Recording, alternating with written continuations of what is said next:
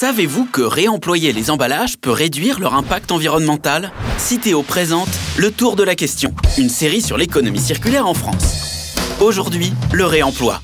Les Français sont prêts à adopter de nouvelles habitudes de consommation. 2/3 disent avoir déjà changé certaines de leurs pratiques pour mieux préserver la planète. Parmi les nouveaux usages, le réemploi. Il consiste à réutiliser des emballages pour le même usage. Une fois rapportés sur le point de vente, les emballages vides sont lavés, puis remplis à nouveau avant d'être remis en rayon. Chaque année, 220 000 tonnes de bouteilles en verre sont réemployées dans les cafés, hôtels et restaurants, et au moins 7 000 tonnes dans les magasins. Et ces chiffres vont progresser, notamment car la nouvelle loi sur l'économie circulaire fixe un objectif de 5% d'emballages réemployés en 2023 et 10% en 2027. Réemployer un emballage permet de réduire la quantité de déchets, car on évite de mettre un nouvel emballage sur le marché.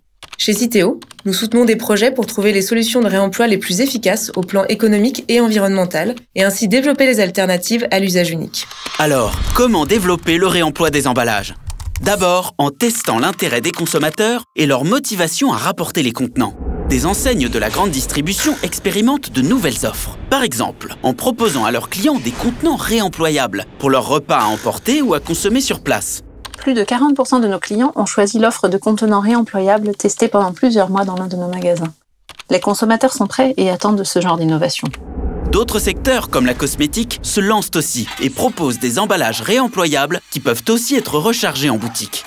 Il faut aussi concevoir des emballages adaptés. Qui dit réemploi, dit emballage résistant, capable de supporter le transport et les cycles de lavage. Le verre a prouvé son efficacité.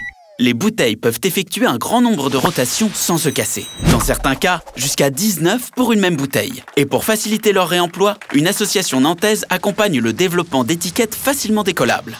Enfin, il faut optimiser leur collecte, leur transport et leur lavage. Pour éviter les pollutions, on sait que les lieux de collecte, de lavage et de conditionnement ne doivent pas être trop éloignés les uns des autres. Et les camions doivent éviter de circuler vides. Arrivés avec des bouteilles pleines sur le point de vente, ils repartent avec les bouteilles vides rapportées par les consommateurs. Côté restauration, on choisit des plats ou des verrines qui peuvent s'empiler sans se casser pour mettre plus de contenants à chaque trajet. On peut aller plus loin en limitant l'usage des cartons et cagettes grâce à des contenants de transport réemployables. Avec Citeo, l'innovation est mobilisée pour développer le réemploi pour plus d'emballages partout en France.